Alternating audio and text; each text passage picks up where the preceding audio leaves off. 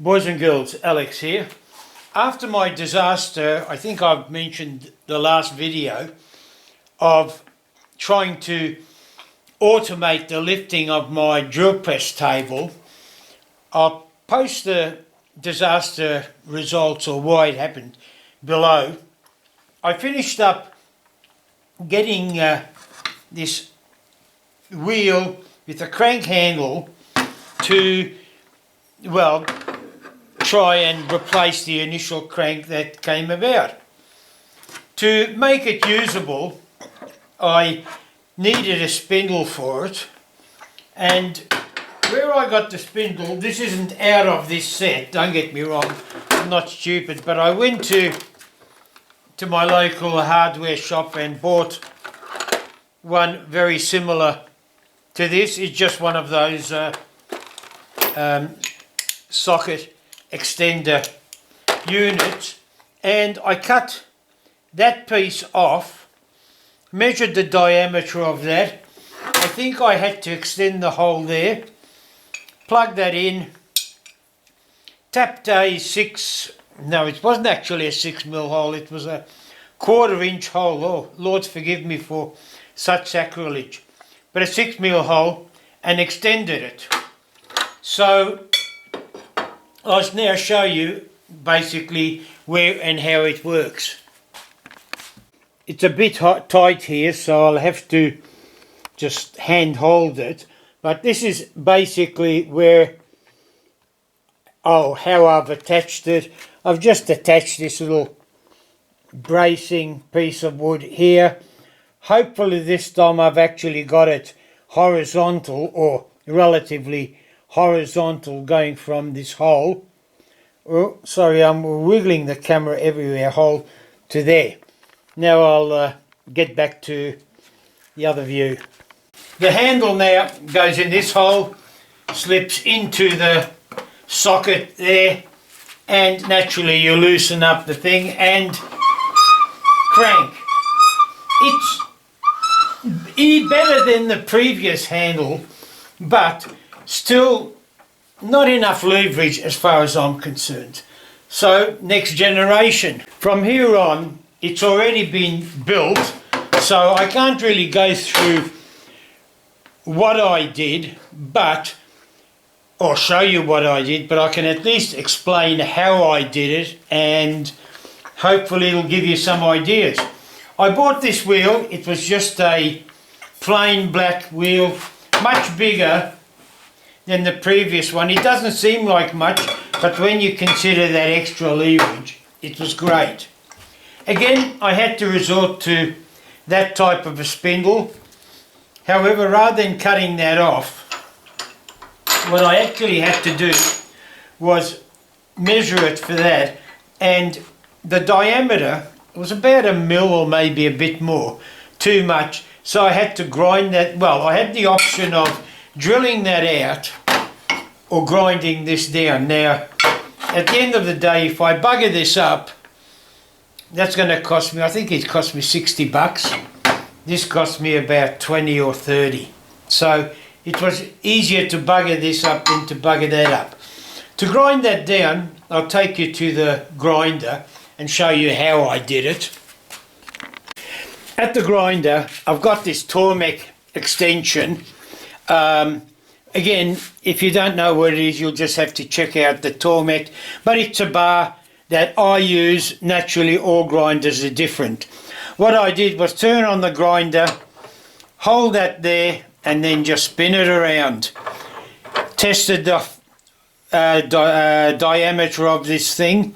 As you can see, it's not the best work. If you've got a metal lathe, hey, you're laughing. But I just did that gradually.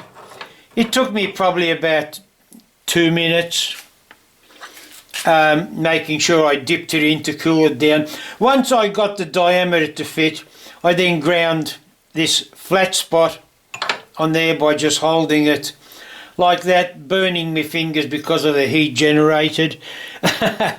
A bit of this turned blue, but then I wasn't that concerned about it, but that's it. So as I said, that's how I got this thing to fit, and a flat spot there.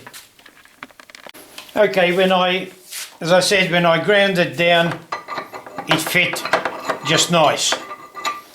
Now, the next problem I encountered was trying to drill this or tap this hole down here. Unfortunately, because of the distance here, I couldn't really get my drill bit down, as you'll probably see from that, because the chuck on this was too big. Fortunately, I've got this little mini chuck, which I then mounted into my drill, or double chucked it up, and that gave me sufficient room or clearance down there to get down and drill the hole.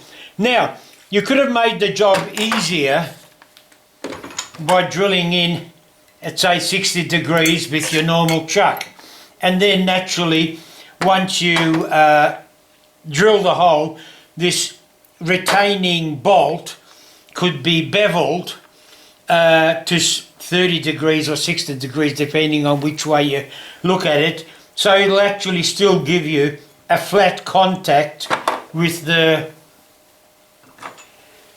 flat area of that. Anyway, I chose to do it that way. It worked, not a problem. Now, again, I still didn't have a crank handle on this, which I liked. First of all, I cannibalised the crank handle. Well, before we go into that, to give it a bit more leverage, I added this bar and extended it to within the limits of my workshop. Anything longer than this and it would have hit the wall. And again, I wasn't sure what length or angle or whatever I needed, so it was just I thought to myself, well, I'll attach a length and then see how it pans out.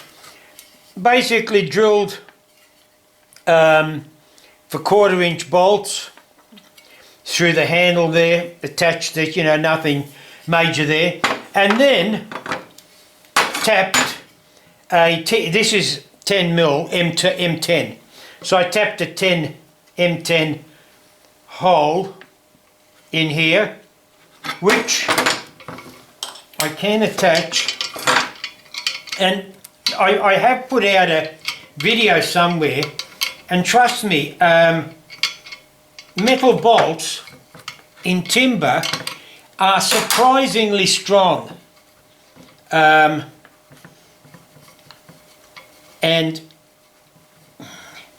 actually this is going in a bit hard because I dropped the bloody thing on concrete and I must have burred the thread, because when I tried to replace it into the original handle, I really had to exert quite a bit of pressure. In wood it wasn't so bad, and there we go. That should be, oh come on, that should be enough. And the beauty of this is a rotating handle.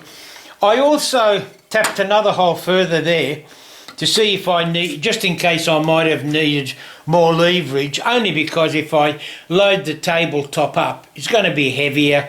I might need a bit more leverage. So far, I've only used this for a couple of days, but I just don't think I need that extra leverage. The handle doesn't get in my way, it's not obtrusive. I thought, bugger it, I'll leave that little length there. If I need it, I can put it in. Not only that, if for some reason I bugger up this thread in here, I can then put another one 1/2 inch further along. So, it was then a case of attaching this to the thing there. Might as well make it flush. I need a 5mm, well not 5mm, 3/16 hex head. Tighten that up.